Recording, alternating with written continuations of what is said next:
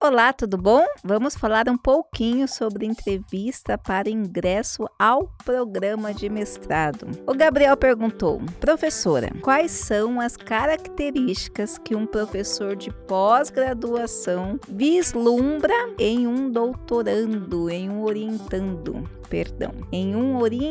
Como que um candidato a entrar no mestrado pode se destacar? As indicações são mais importantes que o currículo acadêmico no momento em que o professor aceita o convite de orientação? Bom, na verdade, vamos lá. São muitas perguntas aqui, Gabriel. A primeira pergunta é o que o professor de pós-graduação ele quer num aluno. Então, veja, eu vou falar por mim e vou falar também por muitos colegas que eu conheço que fazem parte do mundo da pós-graduação e que fazem também essas entrevistas para ingresso ao programa de mestrado. Primeiro de tudo, a gente quer pessoas que pesquisem, não pessoas que queiram estar no mundo acadêmico por título. Infelizmente, a gente tem hoje uma ideia errônea na sociedade de pessoas que ingressam ao programa de mestrado vislumbrando apenas o título de mestre. E nós, professores, quando nos deparamos com um aluno desse jeito, a gente fica extremamente amargurado, desiludido, porque a pós-graduação é um mundo de pesquisa, a pessoa tem que gostar da pesquisa, a pessoa ela tem que querer enriquecer, ela tem que querer produzir, ela tem que querer melhorar a comunidade de alguma forma e pesquisar para melhorar o mundo acadêmico, o mundo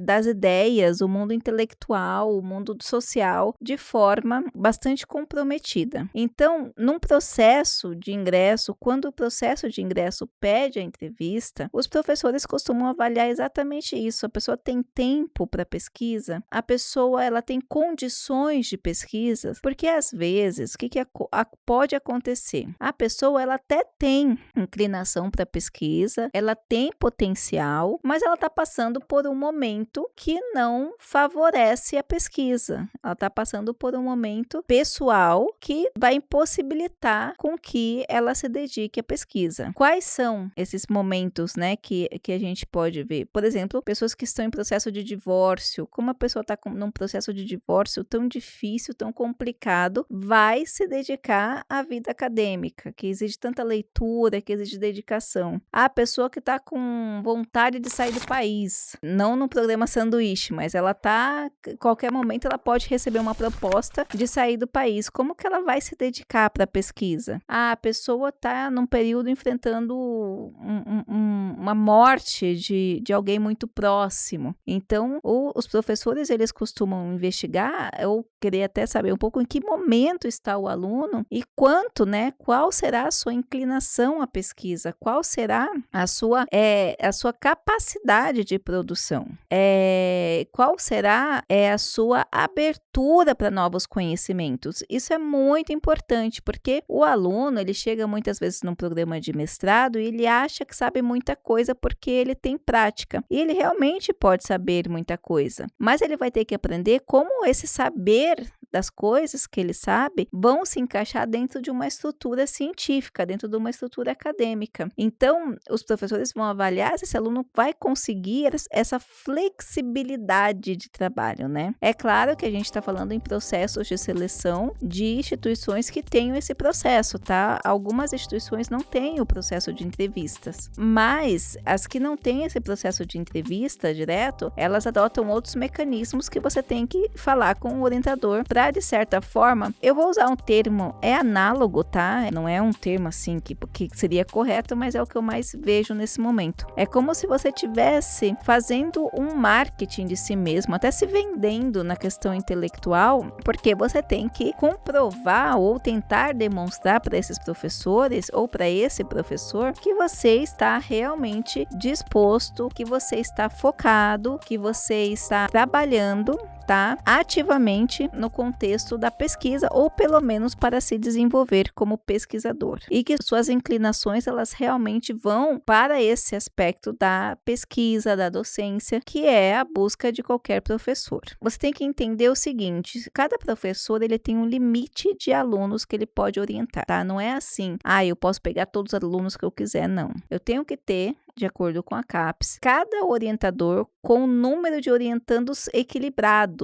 Então, as instituições que a gente chama de casa, costumam dizer assim, olha, você pode pegar 3 orientadores de mestrado e um de doutorado. Aí o outro também pode pegar 3 de mestrado e um de doutorado. Então, veja, o número de orientandos que o professor pode ter é um número fechado. Então, vamos pensar em 5 orientandos. Nesses orientandos que o professor tem que ter, ele vai ter que acompanhar, vai ter que ler trabalho, vai ter que produzir artigo, vai ter que olhar o artigo do aluno, vai ter que trabalhar com todo esse processo. E ele só pode ter 5. E tudo que o aluno fizer vai impactar na vida dele. Então, por exemplo, se o meu aluno produz, se o meu aluno publica, vai ser bom para mim. Se eu pego um aluno que não publica, vai ser muito ruim para mim, porque o meu currículo vai lá embaixo. Então, eu tenho que aproveitar esses alunos que estão o tempo todo pesquisando para trabalhar com o aluno, tá? Com o programa, com a casa, porque o aluno que não produz também é ruim para o programa, perde nota, e trabalhar com o aluno enquanto orientador. E aí é uma coisa bem interessante, porque você tem que ter toda um critério pessoal de escolha. Claro que se o aluno vai impactar direto na vida do professor, o professor ele quer um aluno que possa contribuir no sentido de produção nesses aspectos. Então, basicamente, os professores querem saber isso, o seu potencial de produção, o momento que você tá, o que você entende da sua linha de pesquisa, o que você entende de pesquisa de mundo acadêmico, o que você entende de produção, se você já publicou alguma coisa, se não publicou, por essas questões que eu acabei de apresentar. Aí você colocou uma outra questão, como que um candidato, ao entrar no mestrado, pode se destacar? Aí é outro momento, tá? Porque no primeiro momento, você foi aprovado e teve que conseguir, né, passar por esse processo da seleção. Depois você tá no mestrado, como que você pode se destacar?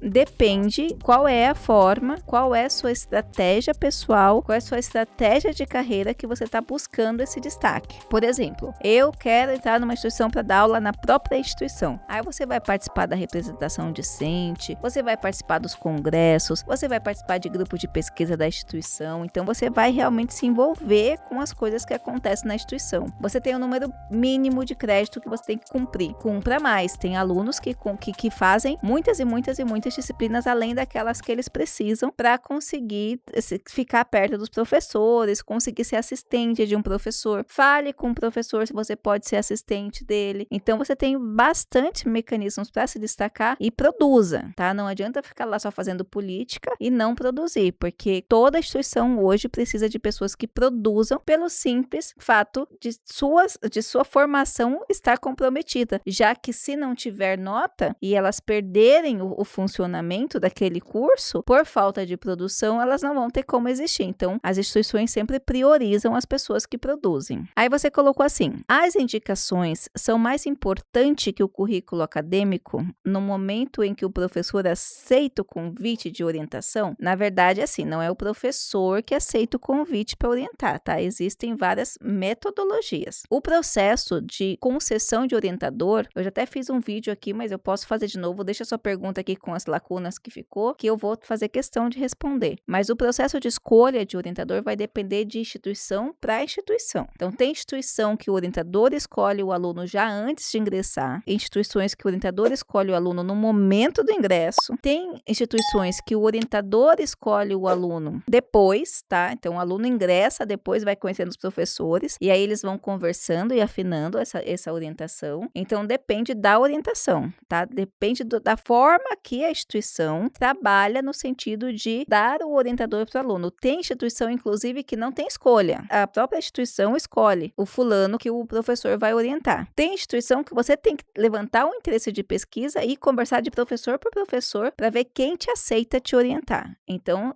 são vários momentos aqui que você tem que saber, até para você entender como que se dá o processo, né, de orientador, de atribuição de orientador na instituição que você está querendo fazer o programa de mestrado. Indicações. Existem ainda instituições que pedem indicações, né? Então, você tem que ter 2 pessoas da linha acadêmica que indiquem você a fazer aquele programa. Quando eu fui fazer o meu primeiro mestrado, a instituição pedia. Então, eu tive que pegar professores que achavam que eu tinha competência para fazer um programa de mestrado. Hoje em dia, são poucas instituições que pedem indicação. Então, o mais importante, eu acredito, agora, a gente falando de currículo acadêmico, na verdade, o currículo é mais importante que as indicações, a não ser que a indicação seja da casa, né? Óbvio, né? Então você foi aluno de um professor e esse professor te indicou da própria casa ali para outro professor. Aí, ok. Agora, se você chega numa instituição que você não conhece, eles vão olhar o seu currículo acadêmico para entender a sua inclinação e capacidade de produção, basicamente, como você deu ali, fez o seu percurso na produção do conhecimento. Mas tudo depende, Gabriel, depende da instituição, do formato, do orientador. Tem instituições que fazem o ingresso de mestrado, principalmente algumas privadas, sem necessariamente passar por um processo tão rigoroso assim, e depois você vai trabalhando na instituição. Mas lembre-se que cada caso é um caso. Eu tento sempre trazer aqui o geral da minha experiência, são 20 anos trabalhando na pós-graduação, 20 anos trabalhando com consultoria, 20 anos produzindo, 20 anos